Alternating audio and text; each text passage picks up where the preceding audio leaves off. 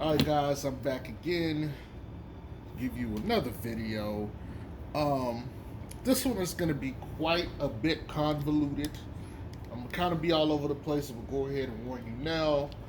Um so if you like a little bit more, I guess, order, then you may want to click off the video now, but otherwise, if not, I assume you want to hear, this ramble that I'm kind of about to go on.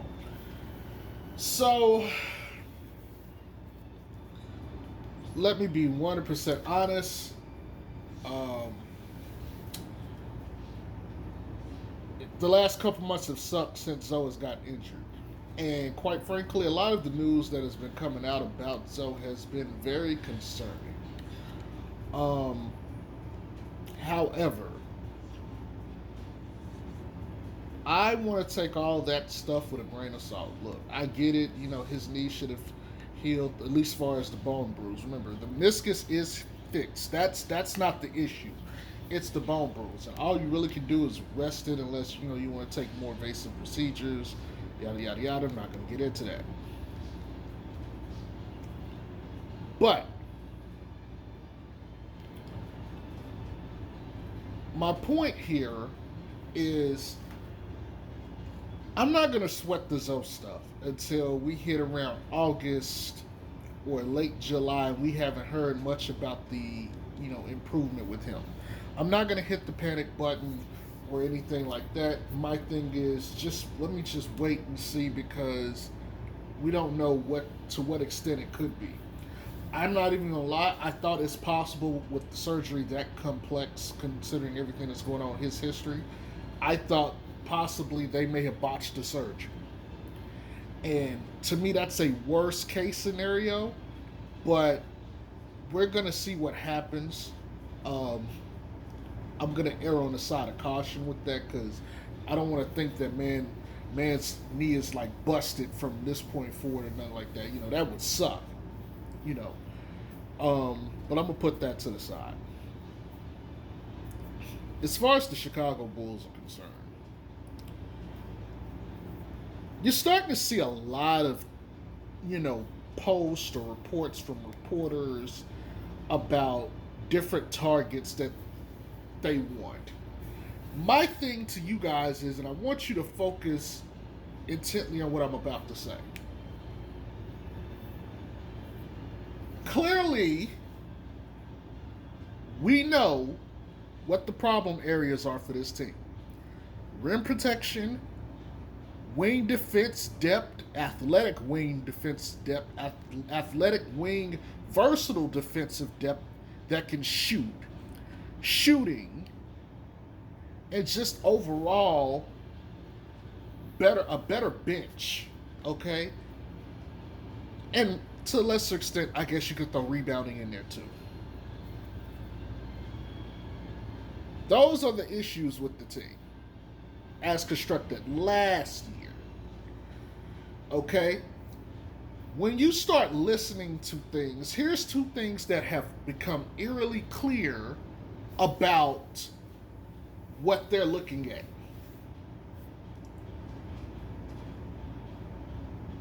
Really, three. But number one, they are not looking to draft a center. Now, Acme could be doing some genjutsu here, some illusionary technique. But all the reports have been guards or wings. And not just that, we're talking guys who project to not necessarily be drafted high or to be drafted at all.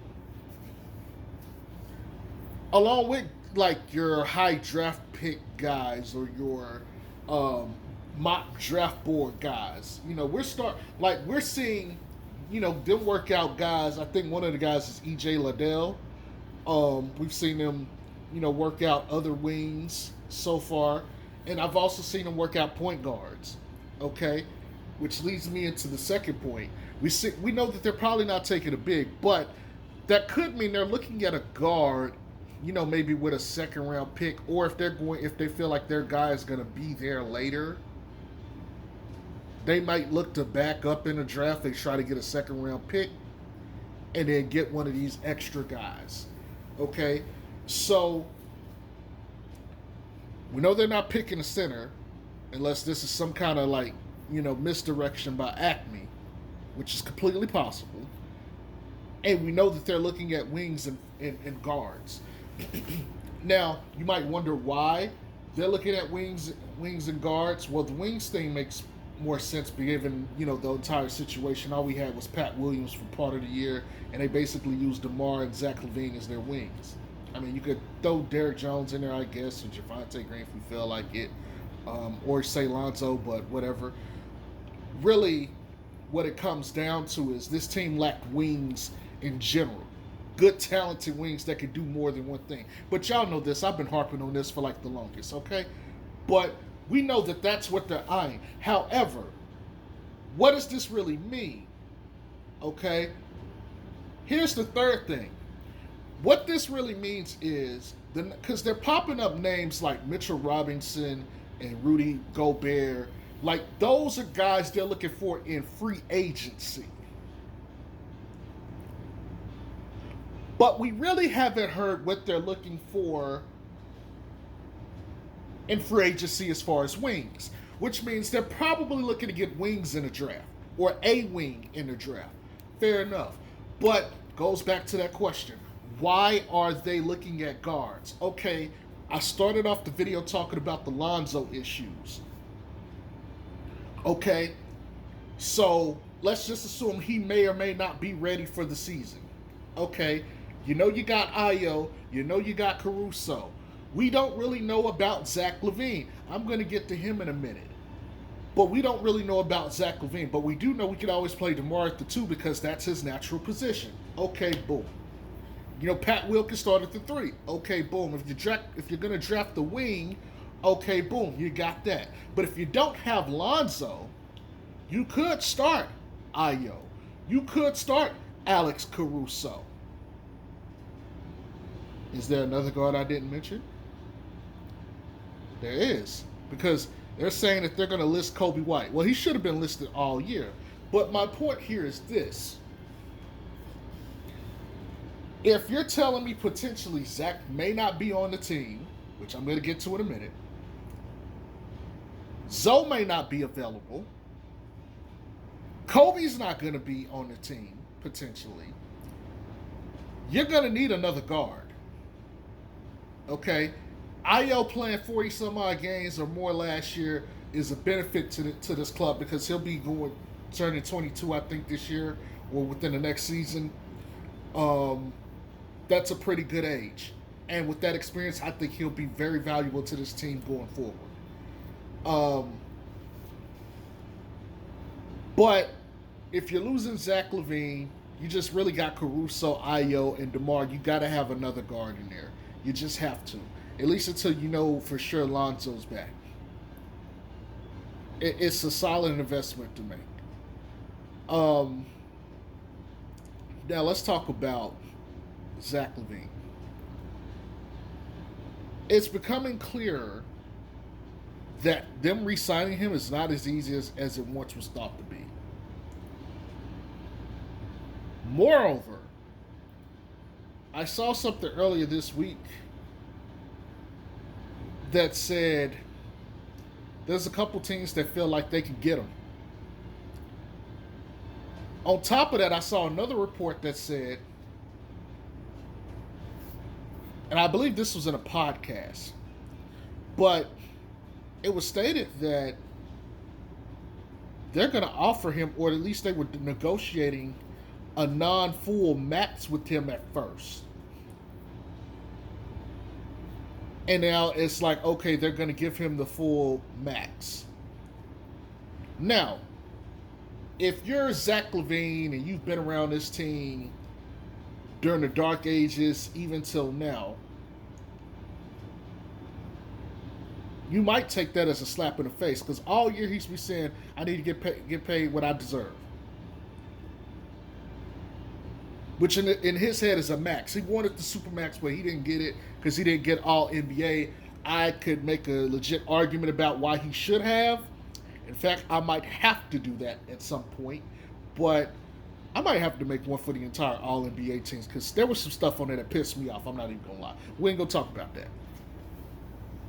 But if you're Zach LaVine, you might start to look elsewhere and be like, okay, I'm gonna go find a team that's gonna pay me the max and needs me and values me, right? And there's a lot of teams out there that could use a Zach LaVine. Miami, the Atlanta Hawks, my Dallas Mavericks, Portland. No, I'm not going to mention the Lakers because there's no chance of hell that happens unless they move AD or LeBron.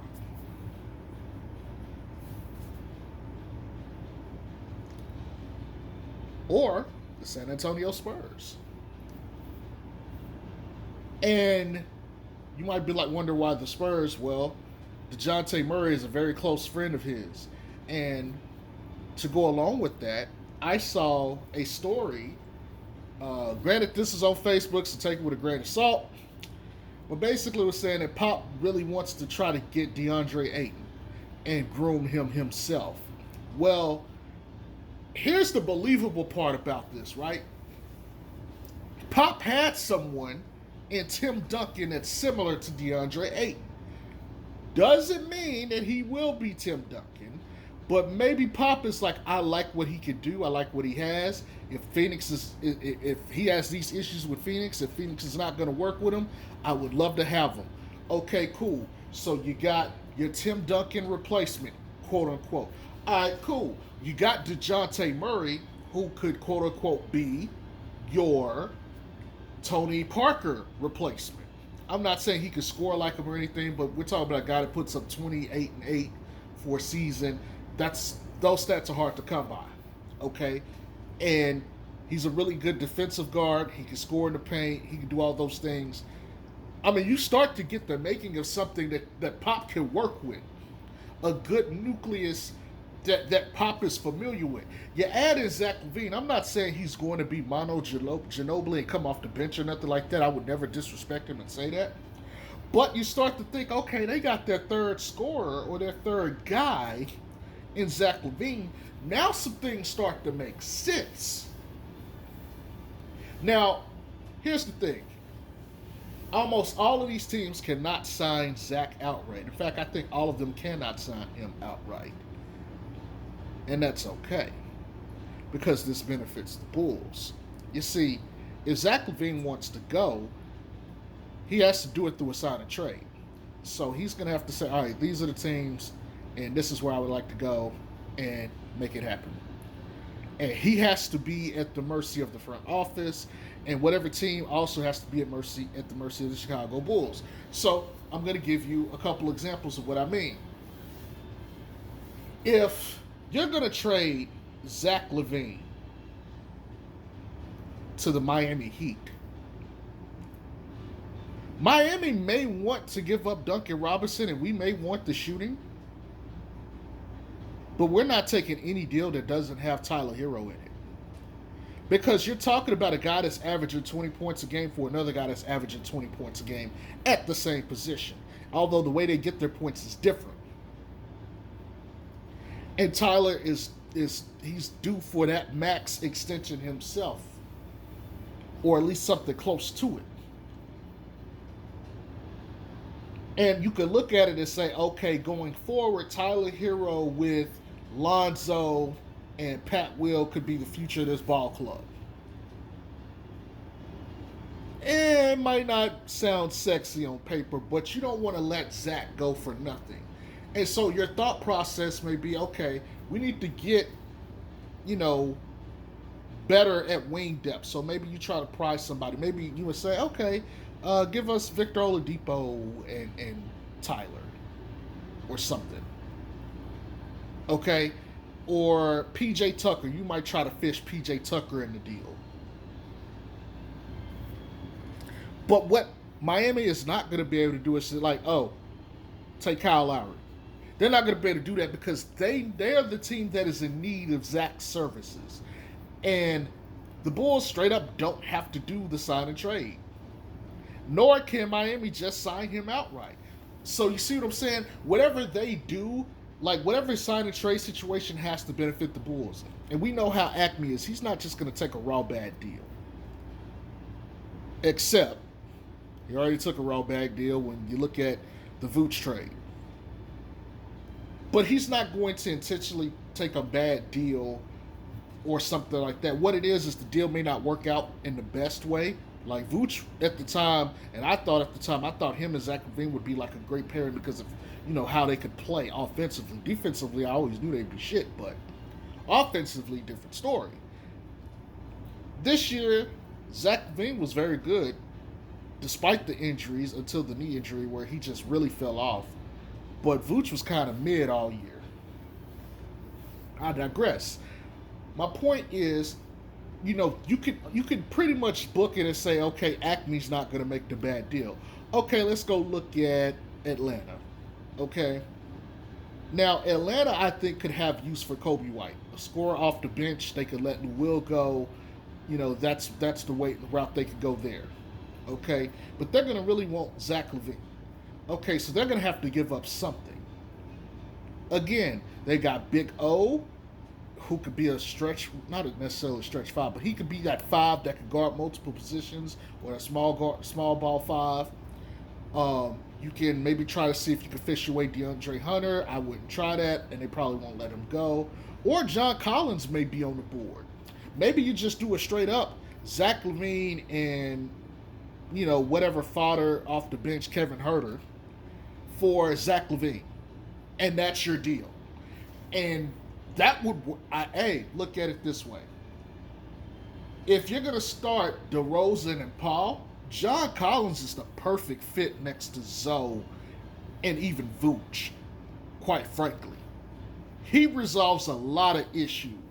And Kevin Huerter fixes the shooting off the bench. So you see, you got some stuff that you could do here. Now, there's teams like the Mavs where I don't think you're going to get value as far as like a quality player back, but you get to fill in the role player gaps, and I think that's where you can get your picks from. What's the guy's name on Portland? I think Anthony Simons. You can maybe try to see if you can get him in a deal for Zach LaVine. But teams like Dallas, you're not going to get that. Teams like San Antonio, you're not going to get that. However, Jakob Poeltl is somebody to keep your eyes out on. And they got a couple other guys out there too that you could potentially fish away that could be beneficial to the Bulls. But really, what you're looking at is, okay, these are the players that fit the issues I have, so I need these guys, but I need the picks. I need a first rounder or 2 first rounders. Why? Because now, especially depending on the nature of how you do a deal, it becomes a little easier to move off of someone like Kobe White or Vooch. Maybe if you're trying to make a deal for Rudy Gobert, maybe you need to get some first. So maybe you do a 3-team deal and you swing it that way. And this also could apply for the other teams to have the quality player too. Maybe you need to, massage some parts here and there to get some things going and help all 3 teams out.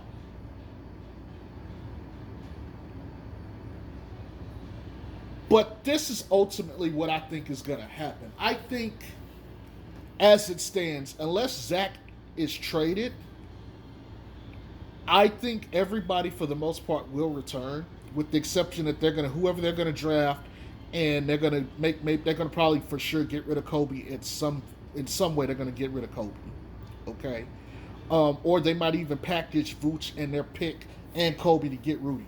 But regardless, I don't think Kobe will return next year. But the rest of this, to me, kind of hinges on what they decide to do with Zach LaVine, or what Zach LaVine decides to do. If Zach LaVine decides to resign, that hey, that's not an issue. You got Zach LaVine back. You're good to go. But if he doesn't come back, you have a couple of options there to what you can work on to make it beneficial to you. That Hawks package is probably really good. I'm high on Tyler Hero, unlike a lot of people. That's just me though. I'm not necessarily high on the Mavs package because really, outside of Tim Hardaway Jr., maybe Dorian Finney-Smith and Kleber, I don't know what else you would really want, and I don't like the fact that you would be basically sending out an all-star caliber guy and getting a bunch of like role players or high quality starters back in Tim Hardaway. Um, that's just not something I would like to do. As much as I hate to say it, and me being a Mavs fan, that's not the kind of deal I would want. Though as a Mavs fan, I'm like, hell yeah, let's get Zach LaVine next to Luka. But that's pretty much what it is for me. Until I see otherwise, I really think they're looking to get wings or trade that pick, in a package for Rudy Gobert. And I think they're also looking to, undrafted or get some second round pick late and get another guard to help out in case they lose Zach and don't have Zoe to start the season. That's really what I think the draft is going to be for. Um, Outside of that, man, um, I'm really just expecting the same team back in all actuality, unless Zach decides he's had enough and he felt disrespected and he wants to leave. I basically see the same team back. Zoe, DeMar, Pat, and Vooch, and then whatever at the four. You know, and that's pretty much it. I just hope we get some actual size. We're not playing Javante Greens, Derrick Jones Jr.'s, and Caruso's and Zoes at the four having to guard some of these guys. But that's all I got. I hope y'all have a good one. Peace.